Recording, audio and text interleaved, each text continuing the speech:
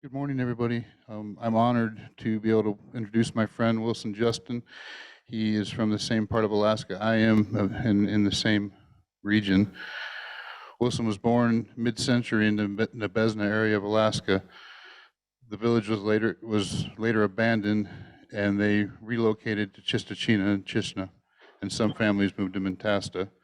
Wilson's been a strong advocate for the environment and a strong tribal leader as long as I can remember, at least 50 years of our friendship. So it's my honor to introduce Wilson. Thanks, Wilson. Good morning, and thank you. Appreciate the opportunity to speak. Extend my gratitude towards the opening speaker and the prayers. It is always good to be a part of a meeting where these offerings are part of the sessions. I'll go directly into some of the central issues with my time and on this broadcast. And now, part of what I wanted to speak to is the question or the issue of the development of the Igap program in the early 90s, and how much of a change it was in the way of looking at the landscape or surrounding us. Before I move into that segment, we speak a bit to the question of the landscape in a legal and technical sense in the 70s, in the 80s, and the 90s. We had any number of hurricane-like forces that came into our lives, and as was previously spoken to, created an immense sense of loss and grief and disconnect. And those forces would include the Statehood Act, which moved the primary caregiver and the primary provider in every family, the oldest son, from the ability to provide by questionable methodology that relates to game management. In other words, requiring hunting license, hunting seasons, and things of that nature. Then, once that occurred, the Statehood Act moved into the issue of providing a general educational activity, which brings me directly as a Alaska Native into the issue of contending with a school system that was not related to my background. That was in the 60s. Not very long after that came the discussion about settlement of the Alaska Native Claims Settlement Act, and that provided us in 1971 with considerably more disconnect in terms of not only family relations, but the ultimate issue of the identity of each individual within a tribal sense. None of us could relate to being a shareholder, but we were all expected to become shareholders. And the question always hovered in the background of what does it mean to be a shareholder as opposed to be a part of the landscape and a part of the spiritual connectivity we had. Once the Alaska Native Claims Settlement came into being, another hurricane-like force erupted, which had to do with the original question in Section 4 of ANCSA about the removal of our Aboriginal rights. That led into ANILCA, and by the time ANILCA came into being in 1980, I had spent some time with Partner Incorporated as a training to be a land planner and a community planner. Now that's the short version of the immense contrast that we had to contend with in one lifetime. It goes on, of course, but I wanted to outline those issues because it brings up the question of how you look at governance and how you look at the imposition of the legal infrastructure on an agency basis with tribal governance. I do want to mention that I also came out of a small business background in the big game guiding business, which was part of the what I would call the existing business model in Alaska after World War II. A considerable number of near outlaw types of people came to Alaska after World War II to begin small business because they were under the impression that there were no rules and there were nobody to look over their shoulders. Most of them went into either the big game guiding business or associated activities that were related to being out without having to worry about, quote, the big government, unquote. So that's the kind of a background that I came into this question of who we were, what we were, why we were, when we were, and how we were. As the previous speaker mentioned, I was also lucky enough to be under the purview of our traditional leadership and tribal elders. And I was quite fortunate to hear our stories and our heritage and our traditional laws, and understand the difference between the white man's view of the universe as opposed to our medicine people and our traditional chiefs and our language. That brings up an intriguing question. In the 80s, when I began working for Chieftain Tribal Council as a tribal administrator, one of the issues that the tribal elders put in my lap was what to do about the question. Well, two of the issues were what to do about the question of how we were going to continue to learn our ways, our language, who we are, what have you. That was the central question. And the other one was, how do we create or develop an understanding of the world that was put into our laps without our permission or consent? And in the original traditional laws under the covenant, permission and consent was the primary functions of our connectivity and our spirituality. Once you abrogate that, you become basically an outlaw society. So what the elders were telling me is, how do you accommodate an outlaw society? That's an impossible task, of course, but in our history, impossible tasks were always a part of our background. Extinction level events were common in our stories, and the ability to develop ways and means of changing your language to accommodate changes itself was always a part of our story. So it was not something unusual for a would-be traditional person like myself to be given the task.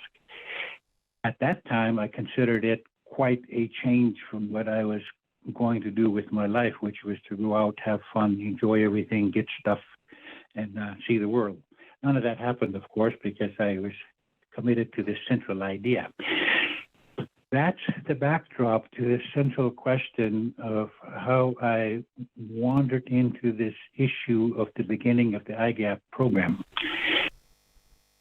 Walking back and forth between traditional governance for the home village of Chistachina or Chishna and Ahtna Incorporated, the regional corporation, I began to develop a sense of how distant these two systems were and how oddly placed agencies, federal agencies, were in terms of the lives of the people that were a part of the this part of the universe before contact. It didn't mean that I was there was no what I would call disconnect in my life. I saw things clearly. What I did not see was any attempt to reconcile what the central issue was, which is the identity and the spiritual connection of the people that I represented in terms of agencies, particularly the BIA, which is who we first got to know. So when the 1990s began, I was moving from the corporate business world into the world of environmental, climate change, and governance. Even though I could sense that the environmental issues that I was trying to study in terms of climate change was accelerating, I did not have the language to describe it to the people I needed to describe it to. In other words, climate change and environmental language did not exist in terms of the level of understanding that our tribal elders and tribal governance needed to deal with. That language of environmental activities always resulted in a lot of hostility. Most often you heard in the Indian country, in terms of environmental activity, most often you heard the Western contemptuous put down of environmental activism as tree huggers. When the 90s came along and I was working on the question of how do we develop an environmental sensitivity that would not violate or move into the question of taking control of the planet, which was prohibited it's taboo under our covenant. We cannot elevate ourselves in terms of our covenant to the level of making these kinds of assumptions of ownership of not only the climate, but also the issues of rivers and lakes and streams and waters and fisheries and those kinds of management activities. Central to the indigenous philosophy in North America and everywhere in the world is this bar, this obstacle of stepping up to the level of the creator in terms of not only planning, but also assumption of the use and parceling out of resources. So I did not have that type of language to be able to do that. And then when Jane Gamage, who was with EPA at that time, began looking for people to join in the discussion of formulating a part of the Environmental Protection Agency that would interact with tribal governance in rural Alaska, I became interested. It seems to me that it was a logical step that we would look at the question of meeting tribal governments, so to speak, halfway on the landscape of developing the means of speaking to these issues without violating statutory authority on one side and spiritual commandments under the covenant on the other side. And yes, at the beginning, I said to myself, it's impossible, of course, to be able to make two separate universes join in a common approach. But at the same time, I also said it's impossible for me not to do that. In other words, as a traditionally trained leader, there was no way for me to step aside and say, we can't do that, or we have no way of doing that. It was a commitment from the society that I came out of that said, you must do what you can. So I began dealing with the issue with other tribal leaders in terms of the original Igap program, and we all agreed that this was not going to be done easily or at all. But we all agreed that we're going to have to commit to the idea that we have to do something. We came to grips with the question of bringing this environmental activity to tribes under the basis of a term we did not invent, but it suited our purpose. And we utilized that term. This came into being, I think it was 1995, there in Anchorage at the 4th Avenue Theater. There was approximately 200 or 300 of us indigenous participants, and about half were elected tribal council presidents or leadership in a traditional sense like myself. And we spoke to the question of this innovative way of bringing two hostile universes together in a common approach. And we utilized that term nation building, because even then in 1995, even then Anilka had produced a really hostile environment between indigenous peoples and the proponents of the Wilderness Society. You have to remember that that term wilderness was antagonistic to indigenous people. There was no such thing as wilderness in my growing up. It was all home. As far as the eye can see, from horizon to horizon, mountain to mountain, to the where the sun began to where the sun set, it was home. It was never wilderness.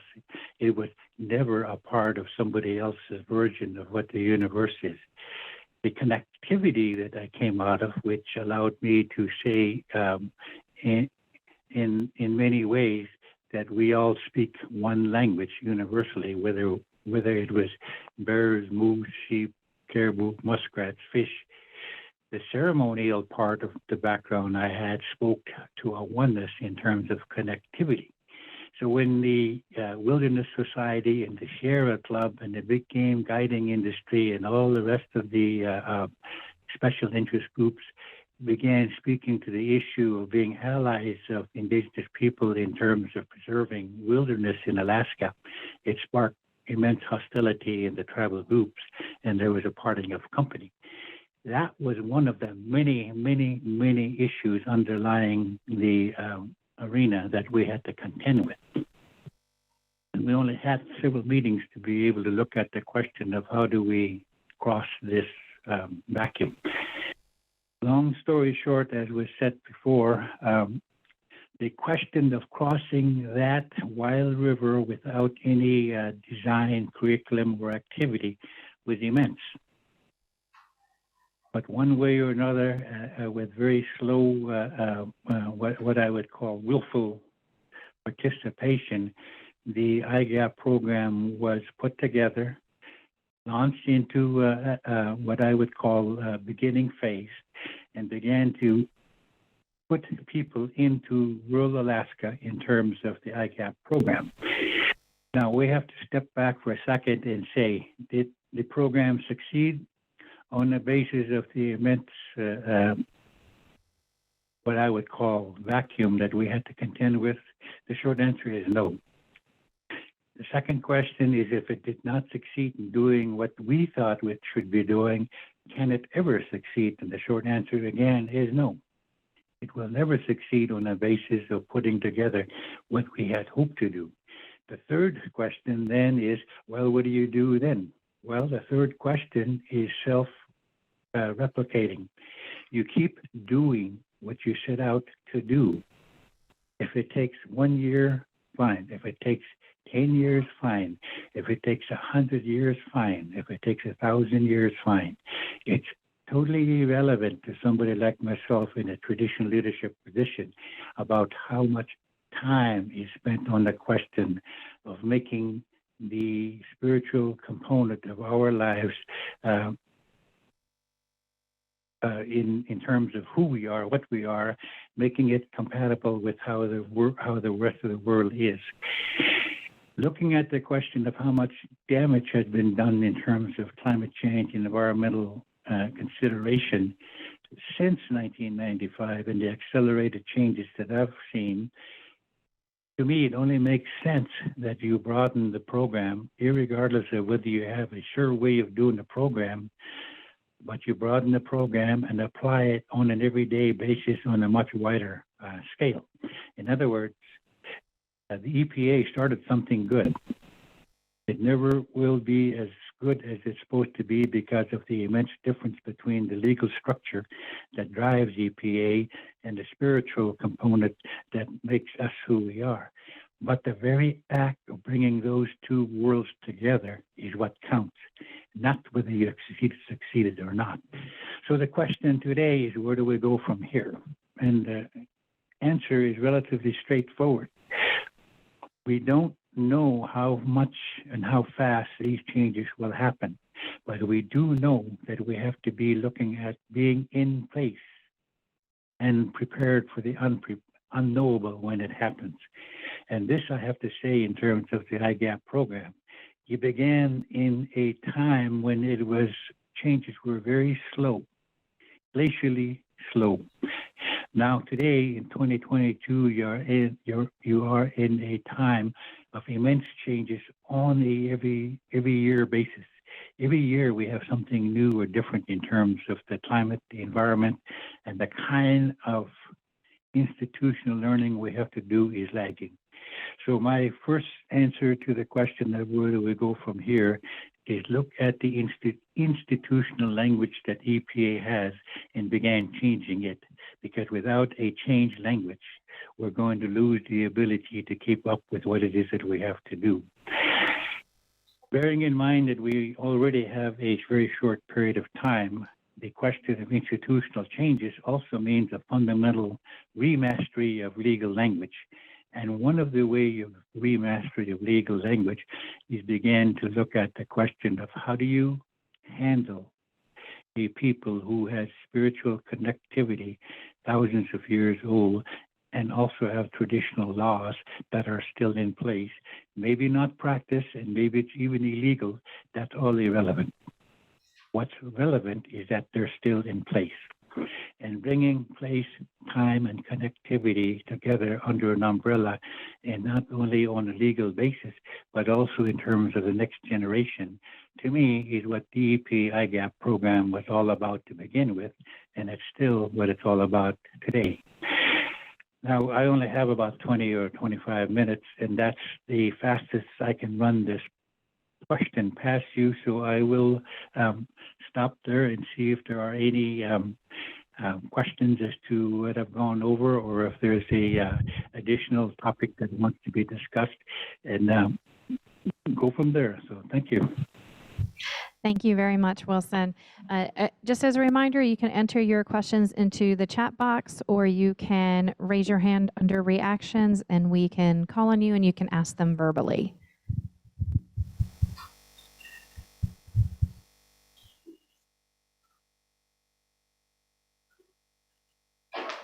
So we just have a comment in the chat that says, thank you, much needed message that reached my core.